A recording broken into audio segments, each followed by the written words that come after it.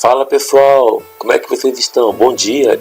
Hoje são 18 de junho de 2018, agora são 2 horas e 40 minutos, ou 20 para as 3 da manhã. Muito bem, essa é a aula 7, eu não esqueci da aula de verbos, essa aqui é a continuação, e nessa parte 7 estarei falando sobre as vozes verbais. O que são isso? Que são as formas como os verbos se apresentam nas orações a fim de determinar se o sujeito ele pratica ou ele recebe a ação, tudo bem? Nós estarei falando sobre isso. Você que já conhece, tudo bem, mas quem está chegando aqui pela primeira vez está assistindo essa aula, então volte, e tem dúvidas, volte nas minhas aulas anteriores, principalmente na que eu falo sobre sobre verbos auxiliares, e a outra aula que eu falo sobre as formas nominais dos verbos. Se você não souber o que é particípio, você vai errar isso aqui. Tudo bem? Vamos lá, gente. Então vamos lá. O que são vozes verbais? Lembrando que cada série que eu tenho, eu gravo uma parte, depois eu gravo outros títulos no meio até gravar um outro capítulo, para não enfadar vocês. Tudo bem? Então vamos lá. Vamos colocar algum canto aí. Vozes verbais, o que são? Já defini, vou definir de novo, só para ficar claro. São as formas como os verbos se apresentam nas orações, ou melhor, na oração, a fim de determinar que o sujeito pratica ou recebe a ação. As vozes verbais ou vozes do verbo podem ser ativa, passiva ou reflexiva. Eu tentarei ser rápido, tudo bem? Desculpa aí, estou meio gripado, mas quero que você preste atenção e estude. Vamos lá então. Bota meu slide aqui. Voz ativa é quando o sujeito ele é o agente, ou seja, ele pratica a ação. Vou colocar uma frase para exemplificar. Olha aí. O aluno estudioso leu o livro. Se ele leu o livro, ou seja, o aluno está exercendo a ação aqui. Então, qual é a voz desse verbo? É a voz ativa. Não confundam vozes do verbo com tempos verbais. Eu já expliquei isso na aula de o que são tempos verbais.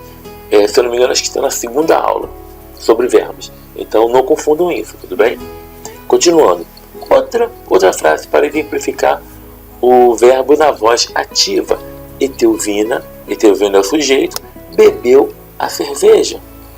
Opa, ela bebeu a cerveja, ou seja, ela está exercendo a ação. Então, voz ativa, certinho? Tá bom. Outra frase. Então, uma oração aqui, ó. Já fiz a pesquisa. Beleza, já fiz a pesquisa. Sabemos que o sujeito está oculto, mas podemos identificá-lo pela flexão do verbo. É o verbo flexionado na primeira pessoa. Então, esse verbo aqui, ele está na voz ativa. Agora, tem uma outra voz, que é a voz passiva. A voz passiva, gente, é quando o verbo, ou melhor, quando o sujeito, ele recebe a ação, ou seja, ele é um sujeito paciente, ele sofre a ação verbal. Como que é formado? Ele é formado por sujeito paciente, lógico, mas o verbo auxiliar, lembra dos verbos auxiliares? Ser, estar, ficar, lembram disso? Nas minhas aulas sobre verbos auxiliares? Voltem lá se você não assistiu e depois volta para cá. Mas o verbo principal tem que ter a locução verbal, tá? E o verbo principal tem que estar flexionado no particípio, tudo bem? Conjugado no particípio, o flexionado conjugado, mas o agente está passiva. Que o agente está passivo é o termo que indica quem ou o que executa a ação do verbo na voz passiva. Olha só. Outra coisa. E o agente da passiva, ele sempre vem acompanhado por preposição. Então vamos colocar uma frase para exemplificar aqui, ó.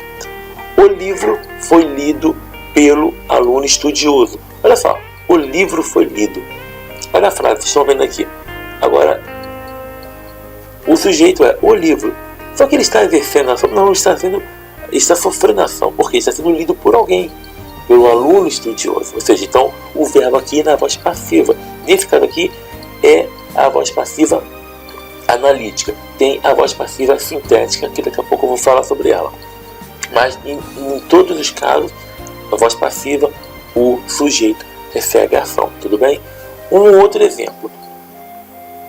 A cerveja foi bebida por Etelvina.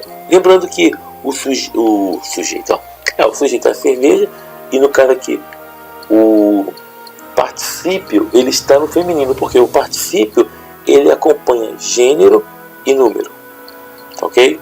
Então, temos aqui a locução verbal, com o verbo aqui, o verbo auxiliar, no caso aqui, a cerveja foi bebida está no particípio, então é voz passiva. Temos o agente da passiva, que é quem? É aqui, Etelvina, porque esse termo indica quem executa a ação do verbo na voz passiva. Uma outra frase para exemplificar. A pesquisa foi feita por mim. Qual que é o sujeito? A pesquisa foi feita. Uma locução verbal com então, o verbo auxiliar e mais o verbo no particípio. Beleza? E o agente está passiva.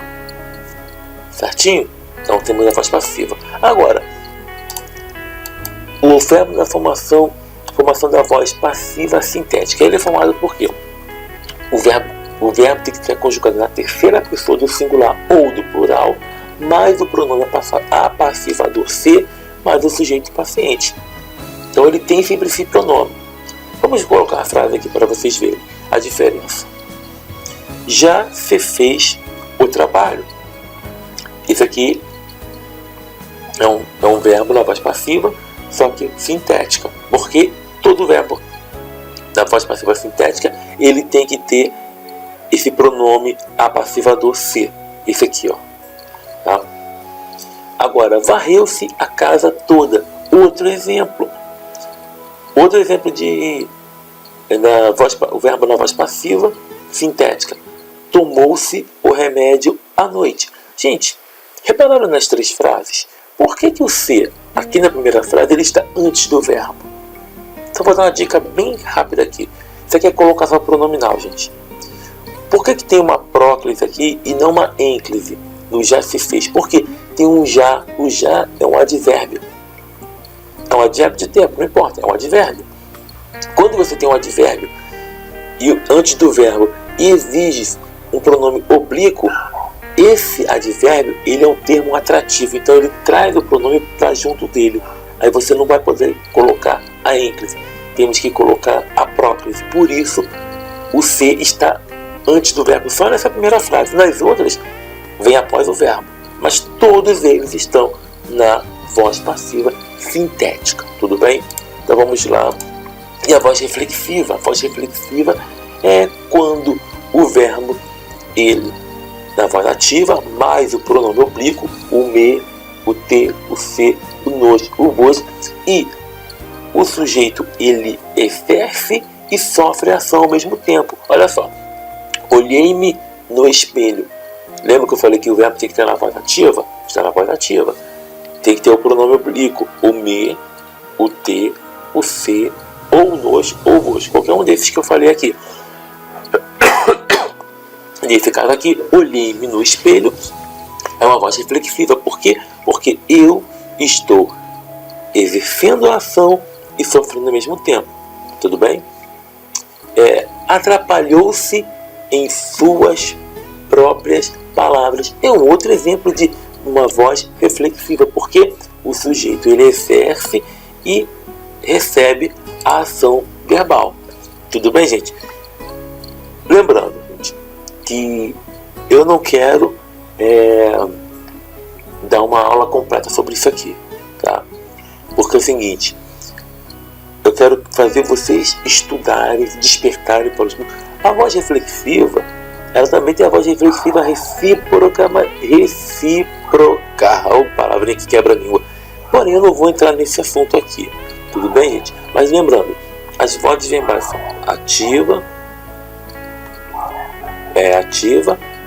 voz passiva e voz reflexiva. estudem. Estudem por quê? Porque a língua portuguesa é uma das línguas mais ricas do mundo, é uma língua maravilhosa, um idioma muito bom, porém é uma matéria muito acumulativa. Isso sempre cai em questão de concurso, vestibular, colégio. Quem está me assistindo está fazendo EJA, ou quem está no ensino fundamental 2, fundamental 1, ensino médio. Língua portuguesa sempre cai. Entrevista de emprego, melhor, testes, pedem para fazer, às vezes, um teste de português e mais uma redação. Hoje sempre pedem redação. Se você souber, quando você sabe escrever, ótimo, conhece, você vai se dar bem. Porém, se você negligencia isso, você pode perder grandes oportunidades. Tá bom, gente? Então estudem. Essa foi mais uma aula de verbos. Quero agradecer a todos. E dúvidas, deixe os comentários, pergunte, e sugestão de temas, fique à vontade. Lembrando que o quadro Você Pergunta e Eu Respondo só teve uma pergunta aqui. Podem fazer, porque estarei respondendo conforme eu souber, tá bom? Então um grande abraço a todos. Quero agradecer. Estudem, tá bom? Sucesso aí. Tchau.